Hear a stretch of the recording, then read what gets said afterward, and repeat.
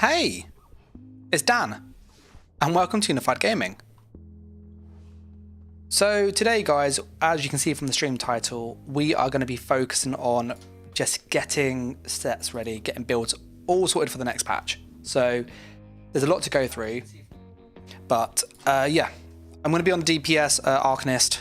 I will make a tank if needed, but we need farm sets. It's a bit tedious, I know, but we are where we are. So as with kind of the next patch, scribing brings a lot to the game. So I will be making loads of different builds and stuff. And I would recommend people kind of get ahead of it now, because you need tons of skill points having played the system. You need loads of like sets, because things that were not possible are now possible. So like some sets, such as Swamp Raider, for example, which increases poison damage. You could use it with the DK dots, you could use it with some of the Necromancer skills, you could use it with some of the bow skills, you can combine all of that to make a really cool build. Whereas the set's normally a bit like mid, so being able to mix all the skill lines, you can make a really, really cool setup. So that's the kind of why we're doing this. A mate of mine, Lex, is looking to farm a dungeon, which we do need.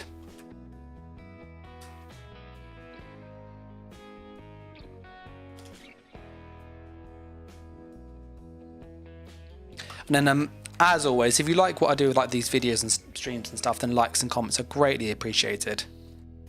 And if you want to support the channel, there's like a YouTube membership, Patreon, and all that stuff. Details below. What we're doing quickly is just selling a load of our rubbish that we don't need. I will move this over here. I've just put on all the add-ons again. There's like loads to sort out. So apologies. We will get rid of that. That can go, that can go, that can go. That's very good. I need to farm this. This is a really good set. This is on my farm list. This is like fantastic. So we want this.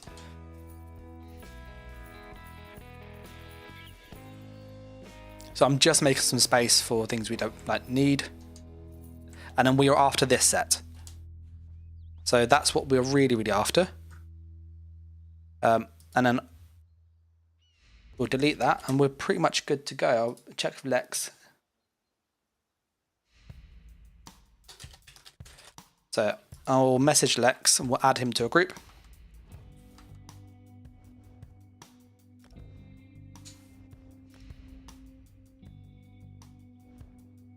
And then yeah, so I'm on DPS build. I didn't install Superstar, but on this DPS build, we're essentially using Deadly Strike, Baked Bat Bar, 1 Slime Claw, Order's Wrath, and then Pale Order, but you can switch this to Flothy's Amulet, which is much, much better DPS wise. If you do this, you do get a huge amount of damage, but you don't have that passive healing. So we're just going to put those on quickly. There we go. So this is like really, really high damage, which is great. And it's just easy to do. Like you literally just beam people to death. It's great. Like really, really simple. So yeah, that's the kind of plan. We're going to go into Oathsworn Pit to try and get hold of a monster set. So I do need, it is the Ants Mill Construct set. This is really good next patch, like really, really good. It's a good set now, but it's a lot better next patch with like the changes.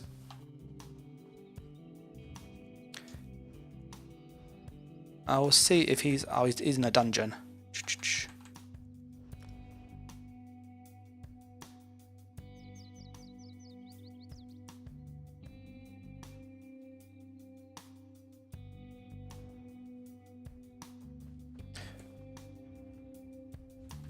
So I think my setup's almost done on this, and I was using that vehicle. So this is like a pure PvE build. It's not like the most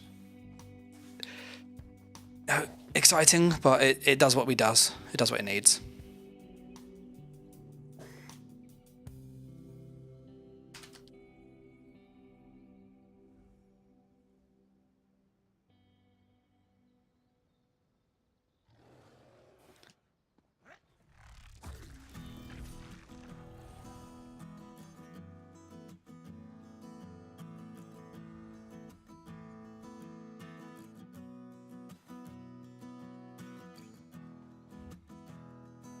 So yeah, I'm just messaging Lex to see if anybody's interested in joining.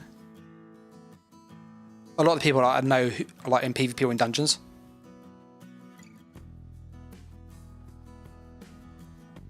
Lex is like, that's very risky business doing Oathsworn Pit. Yeah, it's a pretty rough dungeon.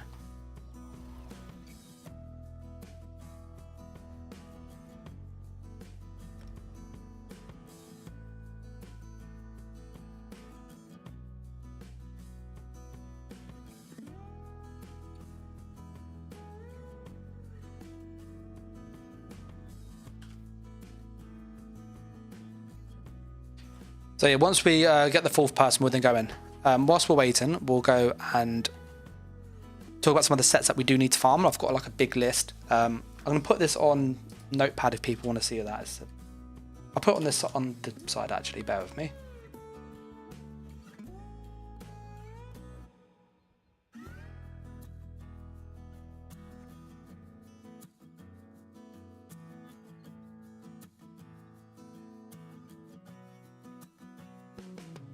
Oh.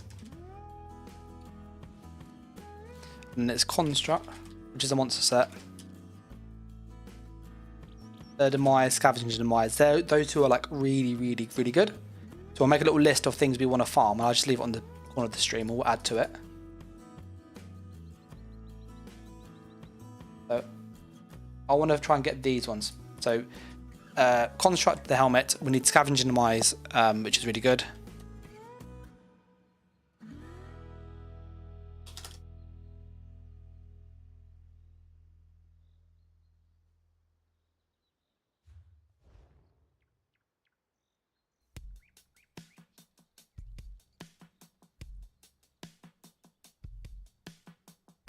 I'm just inviting somebody, and then I'll go through the other ones that we need.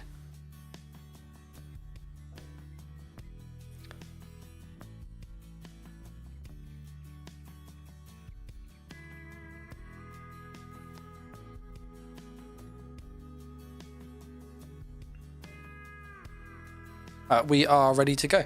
So we'll queue up Activity Finder, Dungeon Finder, Specific Dungeons, Vet, Oathsworn Pit, which is here.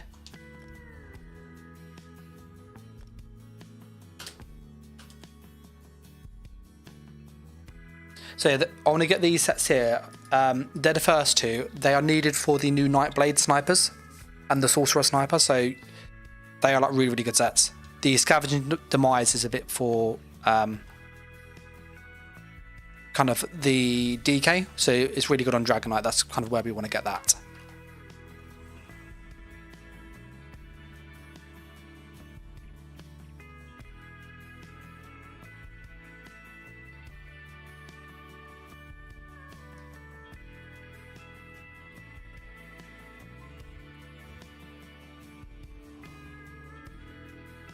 We'll queue again.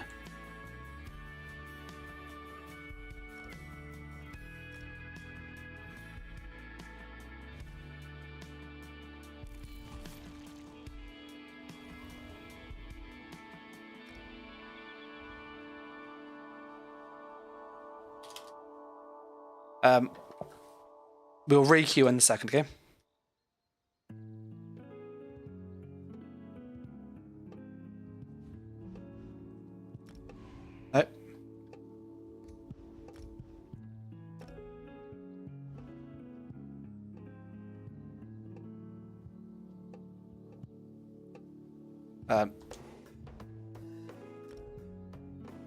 It's alright.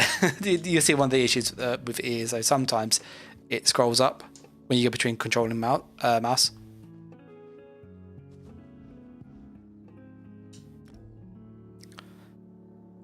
So yeah, the reason we need this helmet, for people curious, this will give us access to a new sniper, which we don't actually have access to currently, and it will fix all of the issues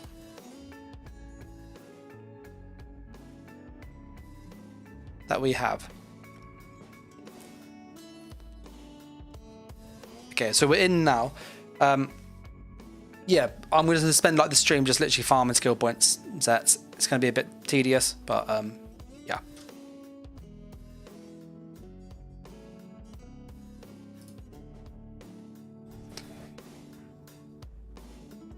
Okay, so we are in.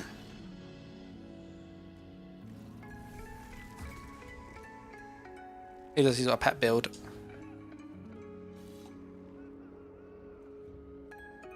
And then we're going to put on my PvE DPS. There you go.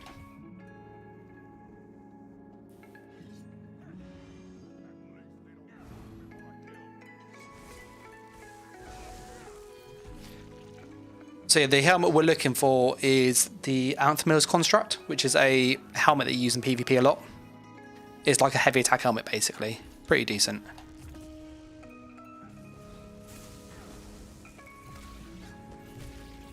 Beam, beam, beam, beam, beam, beam, beam, beam. Oh, I love the beam.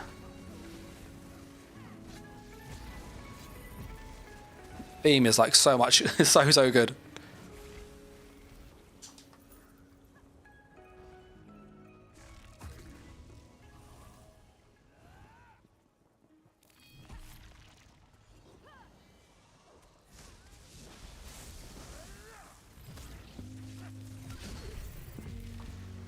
Oh, that's glorious. I absolutely love it. Yeah, if you haven't played Arcanist in PvE, it's really fun. Very simple, but like very, very fun because it's really effective and it's really easy to do. So like if you're someone like me who's like you just want to get the sets fast, make one of these and then you can just like beam stuff down stupidly quick. Was it?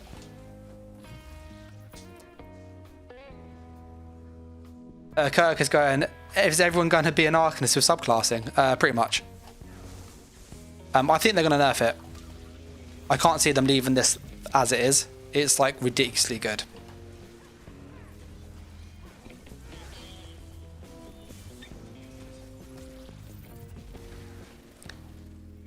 I think that having seen Skinny Cheeks, he like does quite a lot of ESO PvE stuff. So does I think it's 8 Puppies. He does a lot of PvE stuff too.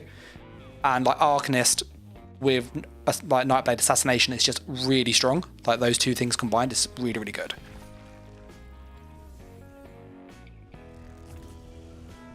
As for like PvP though, I don't think you're going to use much of it in PvP from Arcanist. They've got them together. Do we have enough heals? If you haven't done this dungeon, this is by far the hardest boss in this dungeon.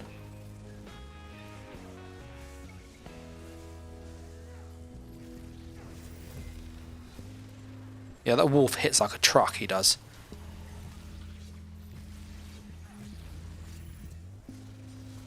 Where's that totem?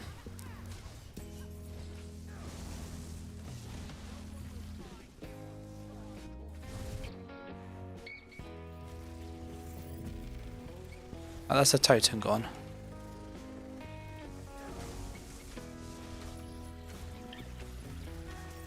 Beam, beam, beam, beam, beam. Oh, the beam's so good. So good. Oh, sorry, I was paying attention to the beam and wasn't watching the mechanics. To be fair, that was a lot of damage very, very quick.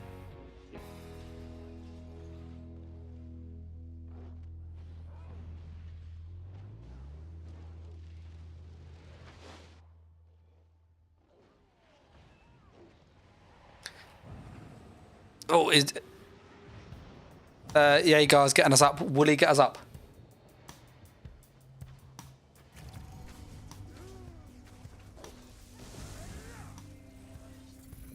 I just did that for my shield. Just give me a bit of shield going.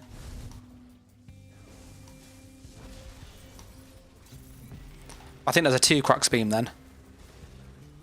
So put them on each other. Alright, that's the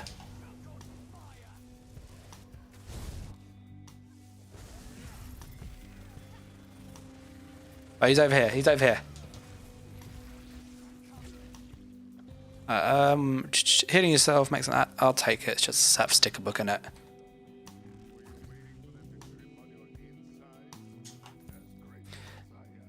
Yeah. So if you've joined this stream, we're after the Anthemiller's Construct. It's a really good set, but for like the current patch, I think it's a bit mid. But with the change with scribing, you can use it on Nightblade. And get a ranged stun if you build it right, which is ridiculously strong. So that's kind of why we're trying to basically get this set now ahead of the patch.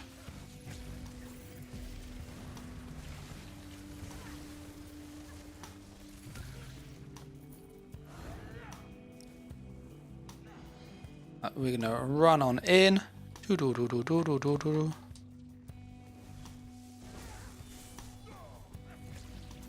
Zap, zap, zap, zap, zap, zap, zap, zap, zap, zap, zap.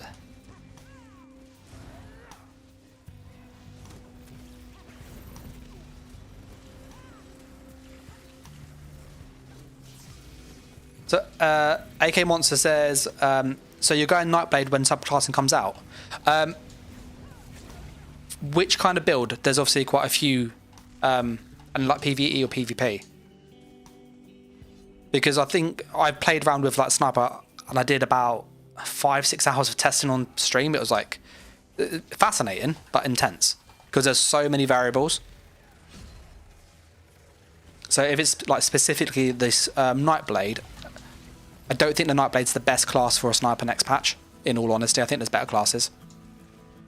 That said, you can put on the cloak onto any other class to make it like just better. So you can do some wacky stuff basically. If it's like PvE DPS, everybody's going to be a Nightblade with assassination. It's too good not to like use. Well, look at Lex almost died there. He took so much damage.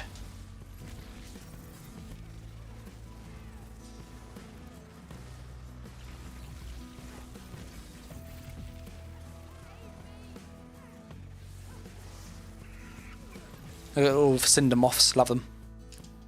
PvP, any ideas what's going to change, what people are going to do with bomb builds? So bomb wise, realistically you're going to be reliant on cloak. So you're always going to have shadow. This is from a PvP perspective. The shadow skill line from the Nightblade gives you access to cloak. Now the way in which you do it, you have a few ways to have delayed damage. You could use a deep fissure.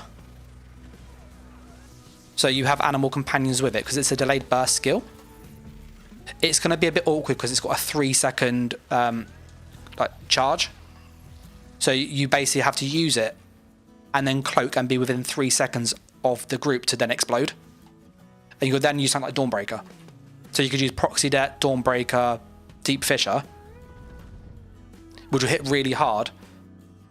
The Deep Fissure gives you all the major pen. You can use on any weapon you want. So you could have like dual wield for the spin to win ult. Or you could use like the Nightblade Shadow and then have access to Soul Tether, which is great because it's a stun.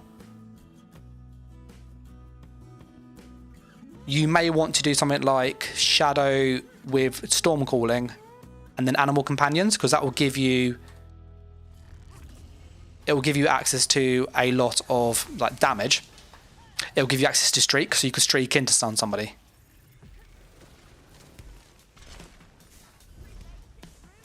So I think there'd be like a lot of ways which you could do it next patch. Hey, Jaeger's in game with us. Yes, he's helping. What builds are you going to do with subclassing when it comes out? I've made a few already on PTS that I've been like messing around with. One is basically a pet zoo, which is like obscene, because we utilize basically set mechanics that are a bit unintended. So we have like 40,000 health and we just heavy attack people to death. And we have like 5 pets out at all times, so we can't be targeted. It's really horrible to fight against.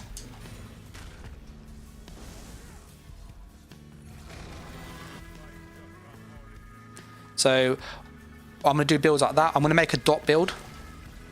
I've been looking at, and I saw a few people I was fighting on PTS. They use one of the Arcanist skills, which like this skill here, Inspired Scholarship, is insane.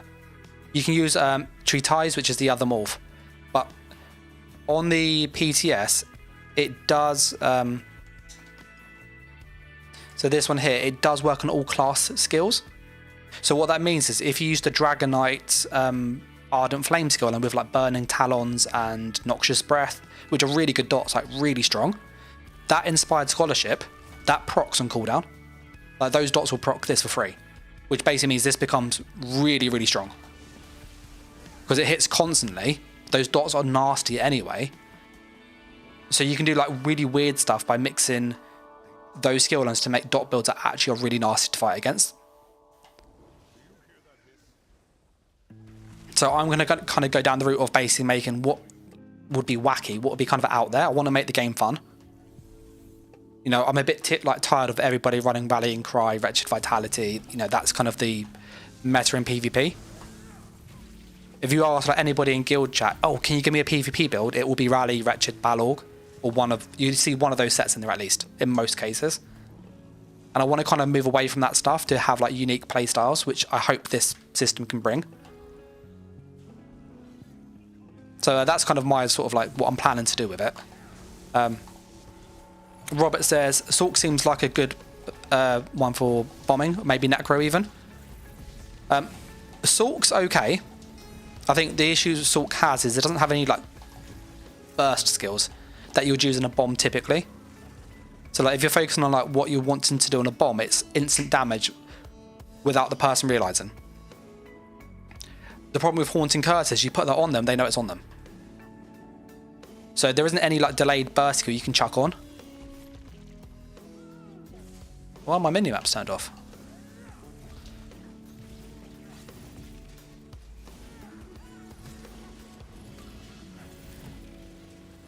I'm curious if you guys have any like ideas for things you want to mess around with, like from scribing or subclass, like maybe mixing the two. I was also looking at werewolves as well. They're like obscene.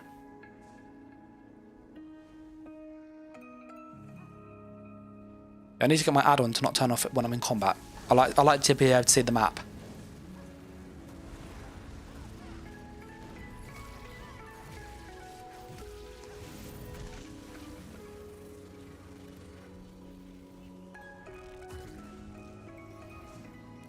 So we're doing pretty good with this dungeon, actually.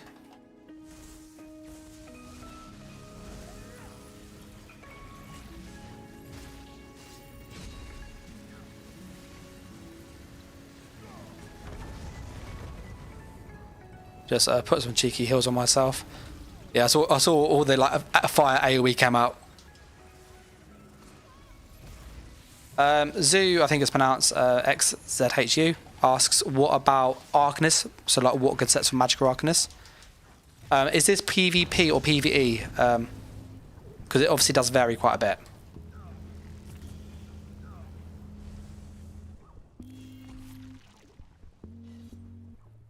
But we are just running along.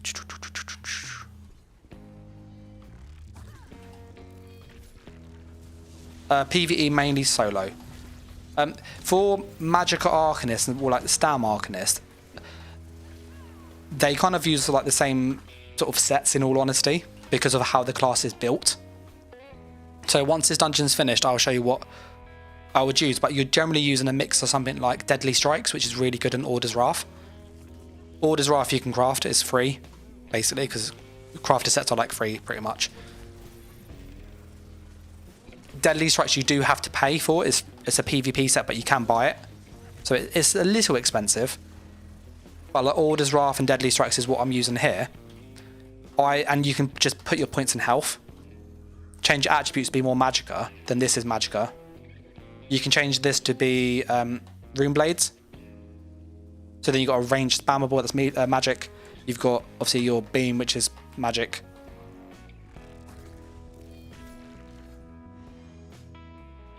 And the advantage of Arcanist is that because of the way in which you play it, it's essentially like spammable beam, spammable beam. Sometimes you have to do spammable 3 times, then beam.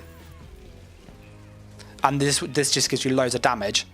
And as you do the beam, it also gives you a big shield, which means, like if you're playing solo, like Overworld and stuff, that just keeps you alive because you can't take damage while you're being hit, because obviously you've got the shield on. Oh, I remember this boss. This boss was an absolute nightmare. He is.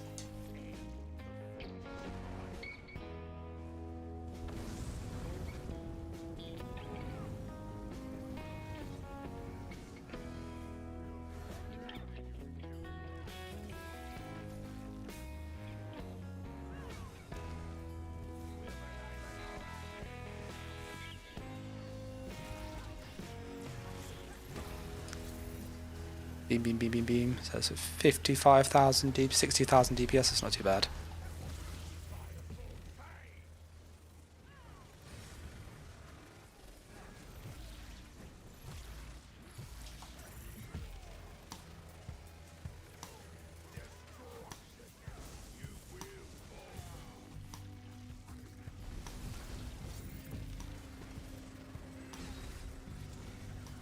Okay.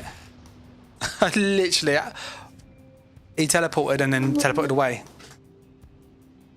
No, the floor blew up. Yeah, 84k. Big rip. Yeah, so for Arcanists, generally for people like solo, Deadly's like great. You can basically front bar that. So then this turns on the front bar, gives you loads of damage. Put on like this on the back bar just for more damage. One piece Slime Claw, that's like kind of just, it's like the meta in all honesty. And just Order's Wrath, like this is good enough. This will get you through like vet dungeons and stuff, DLC dungeons, fine. And then if you want to put on Philothes, or you can put on Pale Order. Pale Order just heals you as you do damage. And the advantage of that is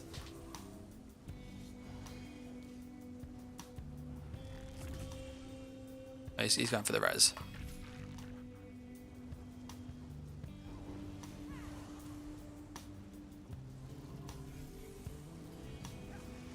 Is it over this side, isn't it?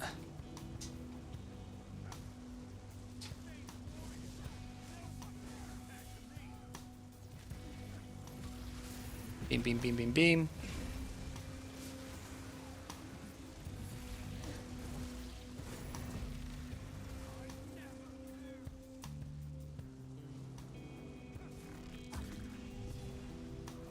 Yeah, Order's Wrath is really good. I'd say there are a lot better sets than they used to be. So like Order's Wrath is just fantastic. Even like Order's Wrath and Mother's Sorrow, you can like buy those.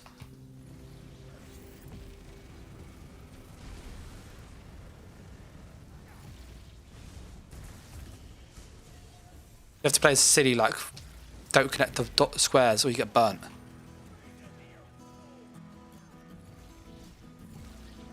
Right, it's him dead. Sweet. Yeah, good old Lex. Hopefully this gives us all the right weights we need. Sweet, absolutely love him. Medium, and I've got heavy, I've got two heavies.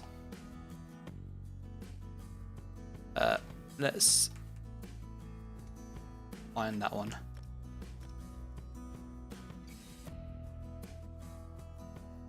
Oh, he did it.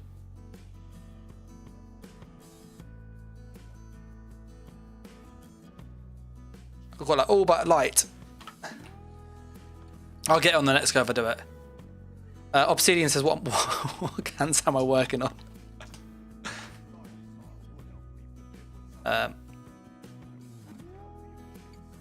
Oh yeah, where's the person's chest?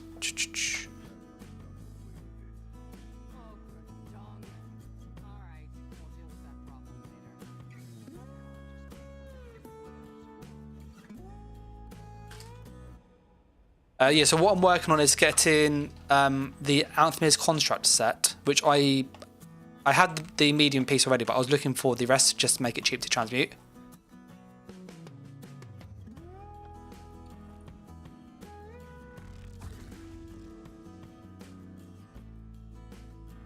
What was our DPS in that? 42,000, 47,000. I died there, so that's why that was a bit weird. 59,000, 60, almost 60 there, 50, 57, 91k.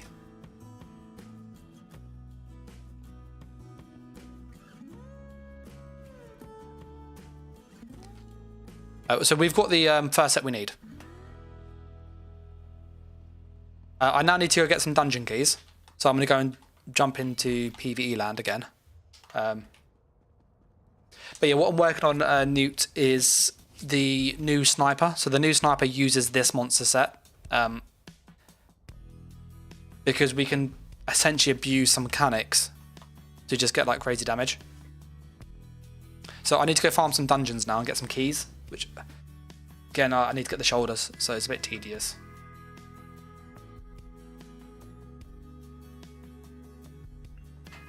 So I'm going to go pick up all the pledges and then do those.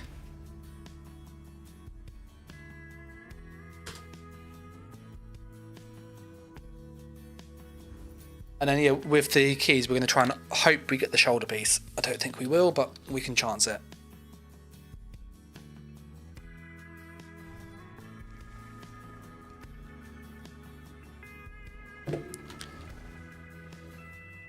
But the sniper is like obscene.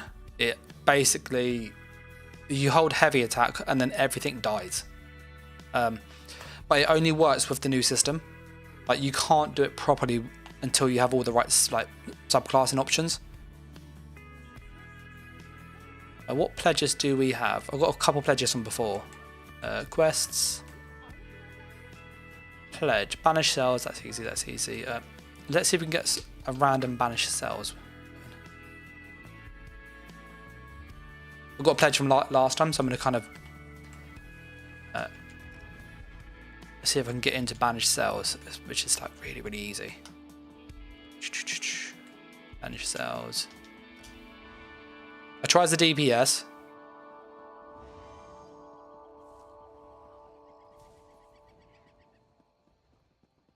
Yeah, so the DPS doesn't have a queue. I'm going to go and become a healer.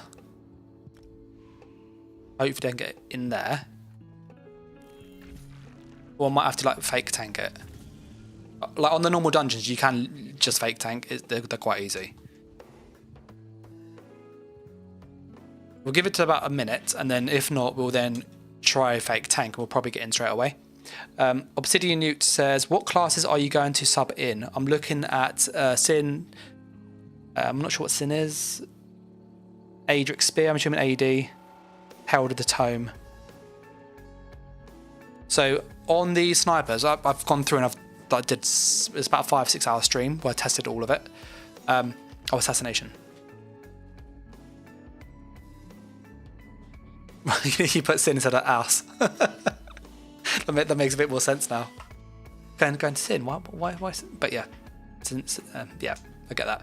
Yeah, we'll try fake tank. Fake tank. King. Oh, look at that, we got in. It's like all you need to do basically is just run some more health, run a taunt, and just hold block, and you can DPS. And on these base game dungeons, they are so easy. There's very few one-shot mechanics. So I will just quickly put on my taunt.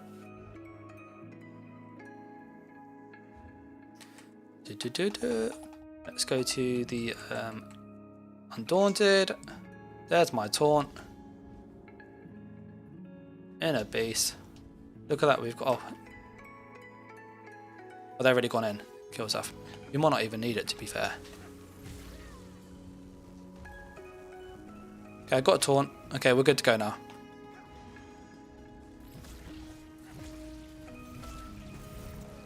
Zap, zap, zap, zap, zap, zap, zap, zap, zap. Good, I'm just going to also put on my rune pool thing.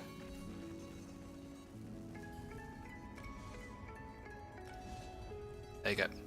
Yeah, sorry about that. So I was just putting on the fake tank skills that we need.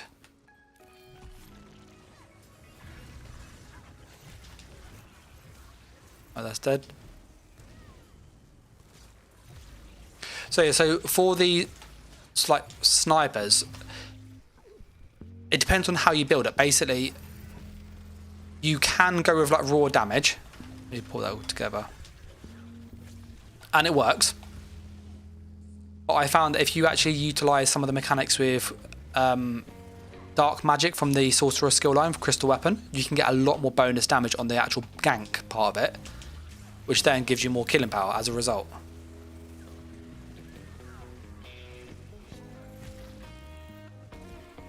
So I personally found utilising that a lot better.